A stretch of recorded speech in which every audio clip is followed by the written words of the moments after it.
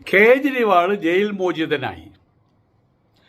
ജയിലിൻ്റെ പുറത്ത് തന്നെ ആയിരക്കണക്കിന് ആളുകൾ, 10,000-കണക്കിന് ആളുകൾ മാലയിട്ട് സ്വീകരിക്കാൻ വേണ്ടിയിട്ട്. അതിനുശേഷം അദ്ദേഹത്തിന് ആം ആദ്മി സങ്കേതത്തിൽ വന്ന സമയത്ത് അവിടെയും വലിയ സ്വീകരണങ്ങൾ. അതങ്ങനെയാണ്, നേതാക്കന്മാർക്കൊക്കെ അങ്ങനെയാണല്ലോ.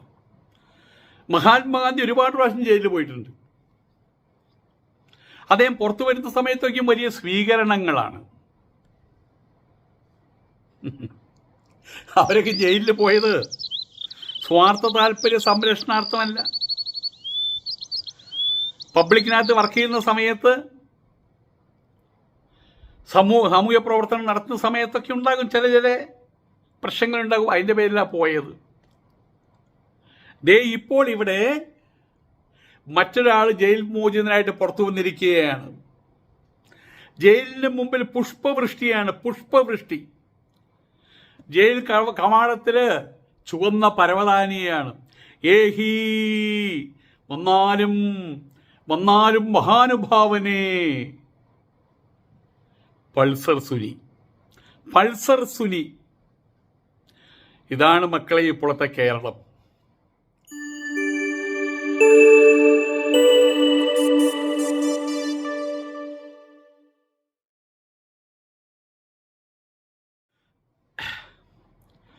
അതിജീവിത എന്ന് പറഞ്ഞൊരു വകുപ്പ് തന്നെ ഇവിടെയുണ്ട്.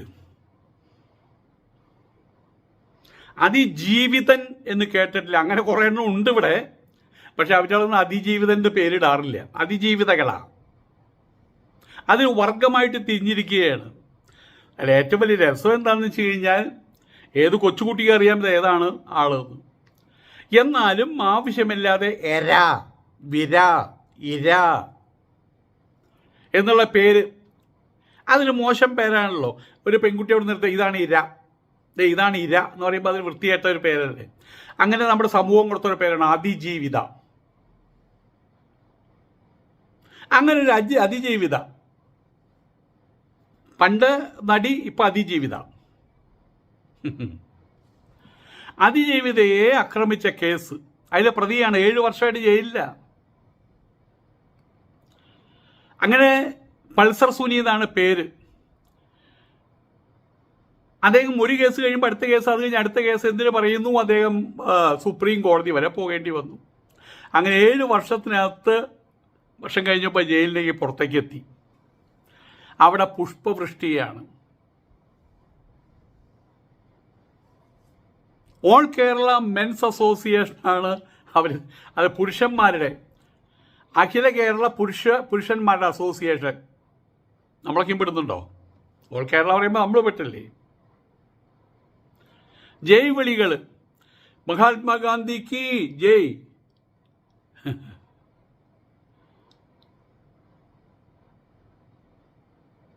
സുനിൽ ജിക്ക് ജയ്, പൾസർ ജിക്ക് ജയ്. പുഷ്പവൃഷ്ടി മേലെ നിന്നും നടക്കുന്നവിടുത്തെ ചുവന്ന പരവതാനി പിരിച്ച് അവിടെയും പുഷ്പം. സുപ്രീം കോടതി ജാമ്യം ലഭിക്കുമ്പോൾ പറഞ്ഞിട്ടുള്ളത് ലോകമായിട്ട് ബന്ധപ്പെടരുത്, അവനോട് കാര്യം നോക്കി നടക്കാനാ. ജയിലിൽ പുറത്തിറങ്ങുന്നത് തന്നെ ജനക്കൂട്ടത്തിന്റെ ഇടയിലേക്കാണ്, അഭിവാദ്യങ്ങൾ സ്വീകരിച്ച്.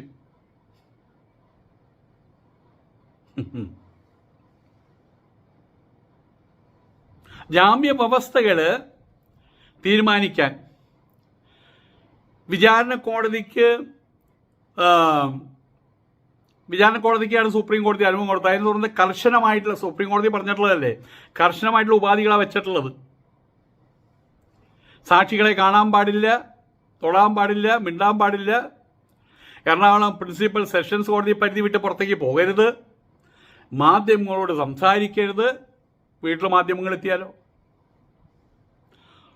ജാമ്യ വ്യവസ്ഥകൾ അതൊക്കെയാണ്. 2 ആൾ ജാമ്യം, 1 ലക്ഷം രൂപ, ചുരുങ്ങിയതിൽ 5 കോടി രൂപയെങ്കിലും ചെലവഴിച്ചിട്ടായിരിക്കാം സുപ്രീം കോടതിയിൽ പോയി ജാമ്യം എടുക്കാൻ. എന്നിട്ട് 1 ലക്ഷം രൂപയുടെ ബോണ്ട്. ആയിക്കോട്ടെ, ബോണ്ടാണല്ലോ. മറ്റുള്ള കേസിലെ പ്രതികളുമായിട്ട് ബന്ധം പുലർത്തരുത്. ഒരു സിം കാർഡ് മാത്രമേ ഉപയോഗിക്കാൻ പാടുള്ളൂ. മറ്റേ സിം കാർഡോ അത് സുഹൃത്തുക്കളെ കൊടുത്താൽ മതിയല്ലോ. ആ സിം കാർഡിൻ്റെ വിശദാംശങ്ങൾ കോടതിയെ അറിയിക്കണം. ഇതൊക്കെയും കോടതി മുന്നോട്ട് വെച്ചിട്ടുണ്ട്. കോടതിക്ക് ഇത് പറയാനല്ലേ പറ്റുള്ളൂ. പൾസർ സുനിയുടെ സുരക്ഷ റൂറൽ പോലീസ് ഉറപ്പുവരുത്തണം. എപ്പോഴും പൾസർ സുനിയുടെ പിന്നാലെ ബാത്റൂമിൽ പോകുമ്പോൾ ബാത്റൂമിൻ്റെ പുറത്തുണ്ടായിരിക്കണം കരിമ്പൂച്ചകൾ. ഇന്ത്യൻ പ്രധാനമന്ത്രി ഒക്കെ കണ്ടിട്ടില്ല എന്ന് പറഞ്ഞ പോലെ. കേസിൽ ജാമ്യവസ്ഥ അതിൽ വാദം കേൾക്കുന്ന സമയത്ത് ഈ പൾസർ സുനിയുടെ ജീവന് ഭീഷണി ഉണ്ടായേക്കാം, അതുകൊണ്ട് വലിയ സുരക്ഷ നൽകണം എന്ന് പറഞ്ഞിട്ടുണ്ടായിരുന്നു. ഓക്കെ, അങ്ങനെയാകട്ടെ. ഇപ്പം എന്തായാലും ഈ കേസിൽ ഇനിയൊരു വിധി വരികയാണെങ്കിൽ ഏറി വന്നാൽ 3 വർഷമോ 4 വർഷമോ 5 വർഷമോ തടവ് ശിക്ഷയിട്ട് കൊലപാതകവും നടത്തിയിട്ടില്ലല്ലോ. അതാണെങ്കിൽ അനുഭവിച്ച് തീർത്തു.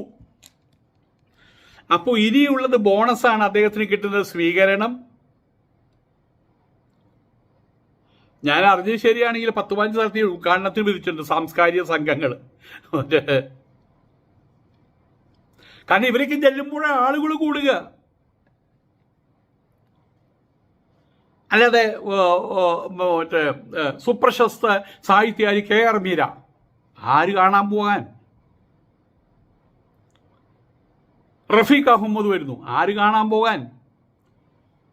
പൾസർ സുനി വരുന്നു, ഒമ്മോ എവിടെ എവിടെ എവിടെ എവിടെ എവിടെ എവിടെ എവിടെ ആൾക്കാർ ചെല്ലും. പൾസർ സുനി ഇപ്പം ആരായി? കേരളത്തില് ഉദിച്ചുണർന്നു നിൽക്കുന്ന സൂര്യനെ പോലെ പ്രഭ ചൊരിയുന്നൊരു പേഴ്സണാലിറ്റി ആയിട്ട് മാറിയില്ലേ? ഒരു പൾസർ സുനിയാവാൻ കഴിഞ്ഞെങ്കിൽ എന്ത് ഭാഗ്യം എന്ന് ചൊല്ലാൻ തോന്നുന്നുണ്ടോ? എനിക്ക് തോന്നുന്നുണ്ട്. നിങ്ങൾക്ക് തോന്നുന്നുണ്ടോ? നമ്മുടെ കേരളം ഇപ്പം അങ്ങനെയായി മാറി.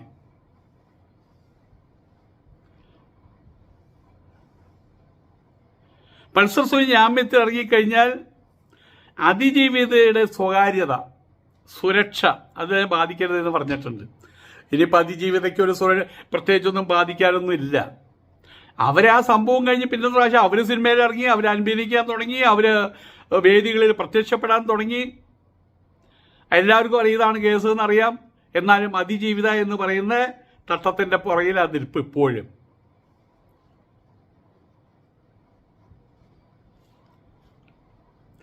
എന്തായാലും ഇപ്പോൾ പൾസർ സുനി ഭാഗ്യവാനാ.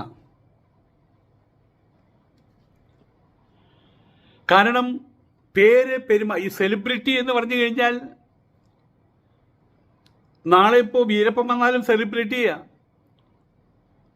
വീരപ്പനെ കാണാൻ, വീരപ്പൻ മരിച്ചുപോയി, വീരപ്പനുള്ള കാലഘട്ടത്തിൽ വീരപ്പനെ കാണുന്ന സമയത്ത് യോദേ വീരപ്പൻ എന്ന് നമ്മൾ പറയും, സെലിബ്രിറ്റിയാ.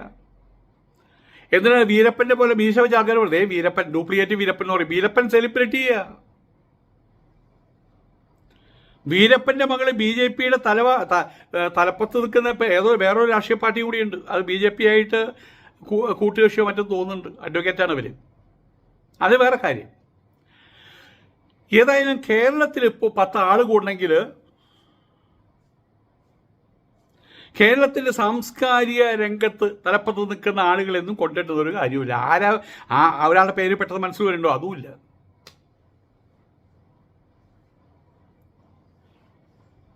ഒരു 3-4 വർഷങ്ങൾക്ക് മുമ്പ് സണ്ണി ലിയോൺ, ആരാ സണ്ണി ലിയോൺ എന്നല്ലേ നിങ്ങൾ തപ്പി നോക്ക്. അല്ല അതിപ്പം നിങ്ങൾ എല്ലാവർക്കും അറിയാവുന്ന കാര്യം എങ്കിൽ പോലും പറയുകയാണ്. SUNNYLION സണ്ണി ലിയോൺ. തപ്പി നോക്കുക, പറയാം എന്താണ് കേസും കെട്ടതെന്ന്. ആയിരക്കണക്കിന് പുരുഷന്മാരുമായിട്ട് ബന്ധപ്പെട്ട് തൻ്റെ ശരീരം വിറ്റ്, മാംസം വിറ്റ്. അതിനിപ്പോൾ എന്താ കുഴപ്പം? ഒരു കുഴപ്പമില്ല. ഒരാൾ വന്ന് പെട്ടെന്ന് ചോദിക്കുക അതിനിപ്പോൾ തനിക്കെന്താ കുഴപ്പം? ഒരു കുഴപ്പമില്ല. മിണ്ടാൻ പറ്റില്ല. ആർക്കും എന്തും ചോദിക്കില്ല. അതിനിപ്പോൾ എന്താ കുഴപ്പം? ഒന്നും പറയാൻ പറ്റില്ല. എന്തായാലും സണ്ണി ലിയോൺ ഇവിടെ വന്ന സമയത്ത് മെട്രോ പോലും മുടങ്ങിപ്പോയി എന്നാണ് പറയുന്നത്. സൂചി കുത്താൻ ഇടമില്ലാത്ത രീതി അത് നമ്മളെ കണ്ടതാണ്. തലകൾ മാത്രമേ കാണാനുള്ളൂ. കറുപ്പ്, റോഡിൽ മുഴുവൻ കറുപ്പ് നിറം. മേലെ നോക്കിയ സമയത്ത് ഫോട്ടോ, ശരീരം കാണാൻ പറ്റുന്നില്ല ആളുകളുടെ. സണ്ണി ലിയോണിനെ കാണാൻ വേണ്ടിയിട്ട് സണ്ണി ലിയോൺ വന്ന് ഇറങ്ങിയ സമയത്ത് ഇതുപോലെ തന്നെ സണ്ണി ലിയോണിന് ജയ് വിളിച്ചു, കയ്യടി പാസാക്കി. എൻ്റെ മനസ്സിൽ പെട്ടെന്ന് കയറി വന്നൊരു സാധനമാണ് ചന്തിറാണി. സാധാരണ ആൾക്കാർ വരുന്ന സമയത്ത് ഫോട്ടോ എടുക്കും, നമ്മൾ വീഡിയോ എടുക്കും, നമ്മൾ എങ്ങനെയാ, എവിടെയാണ് ഫോക്കസ് ചെയ്യുക? മുഖത്ത്. അതാണല്ലോ അതിൻ്റെ മര്യാദ. പക്ഷേ ചന്തിറാണി വരുന്ന സമയത്ത് ഫോക്കസ് ചെയ്യുന്നത് ചന്തിയിലാണ്. അതും നമ്മൾ കാണുന്നുണ്ട്. 20, 30, 40 ലക്ഷം രൂപ കൊടുത്തിട്ടാണ് ഉദ്ഘാടനത്തിനായിട്ട് ചന്തിറാണിയെ വിളിച്ചു കൊണ്ടുവരുന്നത്.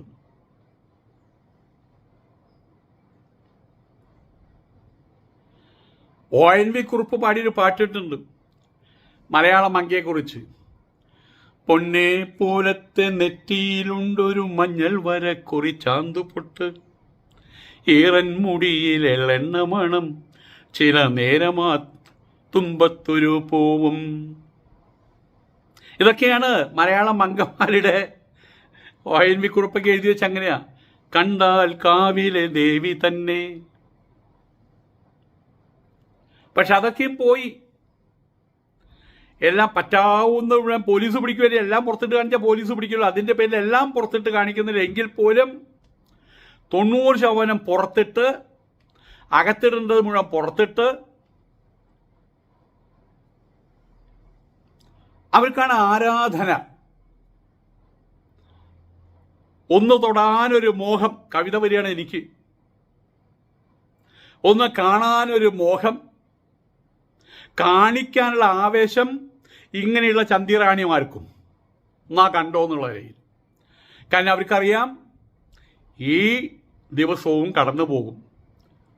നാളെ ഈ ചന്തി കാണാൻ ആരും ഉണ്ടാവില്ല. അതുകൊണ്ട് കാണിക്കാവുന്നിടത്തോളം ചന്തി കാണിക്കുക, പൈസ ഉണ്ടാക്കുക. ചീത്തപ്പേരല്ലേ എത്ര നാള്. നാണം കെട്ടും പണം നേടിക്കൊണ്ടാൽ ആ നാണക്കേട് ആ പണം തീർത്തുകൊള്ളും എന്നാരാ പാടിയത്?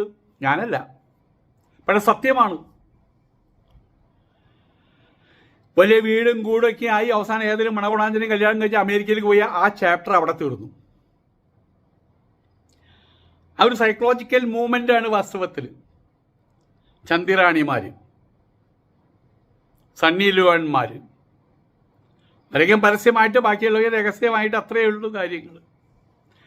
ഏതായാലും കേരളത്തിൽ ഇത്തരം കാര്യങ്ങളൊക്കെ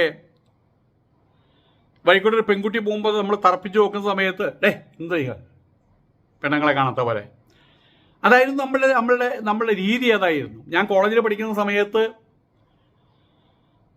അവിടെയുള്ളൊരു പെൺകുട്ടി, ആ പെൺകുട്ടി ഒരു പ്രേമലേഖനം കൊടുക്കണമെങ്കിൽ ഹംസങ്ങൾ നിരവധിയാണ്.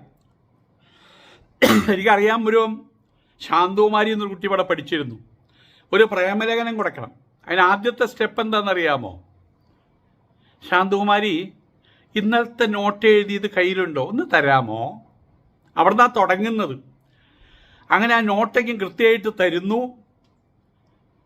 നോട്ട് തരുമ്പോൾ ഒന്ന് ചിരിക്കുന്നു, തിരിച്ചു കൊടുക്കുമ്പോൾ താങ്ക് യു എന്ന് പറയുമ്പോൾ അപ്പോഴും ചിരിക്കുന്നു. അപ്പം അതിൻ്റെ ഇടയിലൊരു മയിൽപ്പീലി തിരികെ വയ്ക്കുന്നു. അവസാനം ലെറ്റർ 143, ഇന്ത്യൻ പീനൽ കോഡ് 143 അല്ല, I1, LOVE 4 അക്ഷരം, U 3 അക്ഷരമാണ് 143. അതൊക്കെ അവർക്കറിയാം. തിരിച്ച് മറുപടി അവിടെ കൊട്ടി, ഇവിടെ കൊട്ടി, ഇവിടെ കൊട്ടി, അവിടെ കൊട്ടി. അപ്പം അതെല്ലാം കഴിഞ്ഞ് ഒരു ലവ് ലെറ്റർ കൊടുക്കണമെങ്കിൽ അതിന് ഹംസങ്ങൾ വേറെ. ഒരു ലവ് ലെറ്റർ കൊടുത്തു കഴിഞ്ഞാൽ മറുപടി കിട്ടുന്നവരവന് ഹാർട്ട് അറ്റാക്ക്. ഈശ്വര എന്താവും സ്ഥിതി എന്നറിയില്ല. അവസാനം മറുപടി കിട്ടിക്കഴിഞ്ഞാലോ സ്വർഗം നേടിയ അവസ്ഥ. ഇങ്ങനെയൊക്കെയായിരുന്നു അന്നത്തെ പ്രേമം. ഇന്നും അങ്ങനെയൊന്നുമല്ല. ഡി, എനിക്ക് നിന്നോടെന്തോ ഭയങ്കരമായിട്ട് പ്രേമം തോന്നുന്നുണ്ടല്ലോടി. എനിക്കും തോന്നുന്നുണ്ടാ. പ്രേമമായി. പിന്നെ സിനിമയ്ക്ക് പോക്കായി. സിനിമയ്ക്ക് പോക്ക് മാത്രമല്ല, പോക്കായി. അതന്നെ. ചെക്കനുള്ള കയ്യിലുള്ള പൈസ അടിച്ചു മാറ്റും, അത് വേറെ കേസ്. ചിലപ്പോൾ അത് അപകടമായിട്ട് മാറും, കൊലപാതകമായിട്ട് മാറും, ആസിഡ് കൊണ്ട് മോത്തൊഴിക്കലായിട്ട് മാറും, തീവെപ്പായിട്ട് മാറും, ഒക്കെ ആയിട്ട് മാറും, അത് വേറെ കാര്യം. പക്ഷേ ഇന്നിപ്പോൾ ഇതൊന്നൊരു പ്രശ്നമല്ല. പെണ്ണുങ്ങളും തയ്യാറാണ് കാണിക്കാൻ, ആണുങ്ങളും തയ്യാറാണ് കാണാൻ. കേരളത്തിൻ്റെ സാംസ്കാരികം, ആ വാക്കൊക്കെ എടുത്ത് പറയുന്നത് തന്നെ എനിക്ക് തന്നെ അരോചകമായിട്ട് തോന്നി തുടങ്ങിയിട്ടുണ്ട്. ആൾക്കാർ പറയും ഇയാൾ എന്തോന്ന് സ്വാമി, ഏതോ യുഗത്തിൽ ജീവിക്കേണ്ട സ്വാമി എന്നൊക്കെ പറയുമെന്ന് എനിക്കറിയാം. എന്നാൽ പോലും എല്ലാ കാലഘട്ടങ്ങളിലും നിൽക്കുന്ന ആൾക്കാർ അടുത്ത കാലഘട്ടങ്ങളിലുള്ള വല്ലാത്ത കുതിച്ചുചാട്ടത്തെ, മാറ്റങ്ങളെയല്ല കുതിച്ച് ചാട്ടത്തെ ചിലപ്പോൾ വിമർശിക്കാറുണ്ട്. അത്രേ ചെയ്തുള്ളൂ. പൾസർ സുനിക്ക്